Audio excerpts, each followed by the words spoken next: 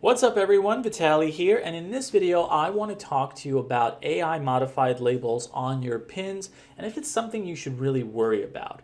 Now, I did make a video about this a long time ago, and originally the context of that video was if you have a real image that you're creating a pin on but it's incorrectly labeled as AI modified, there is a way to get rid of that label. I share in that video how to do it. I'll link it below this video. But what happens if you have a blatantly obvious AI pin like this one right here and it's labeled AI modified? Can you really do anything to remove that?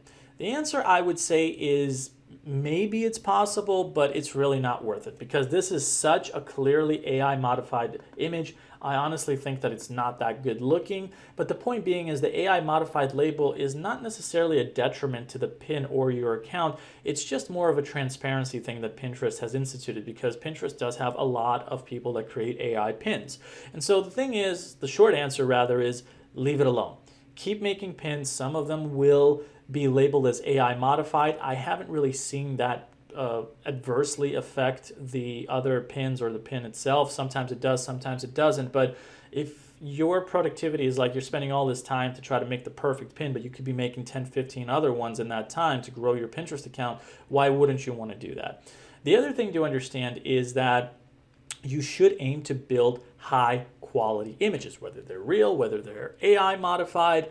I would recommend that you focus on quality because this one right here is not very high quality. It's very obviously AI, at least in my eyes. So I personally use tools like the Image Studio right here. It creates quality AI images. Very often I will use my own images of places that I've been to and I will modify it with AI because it makes it look better and in many cases helps it perform better in Pinterest.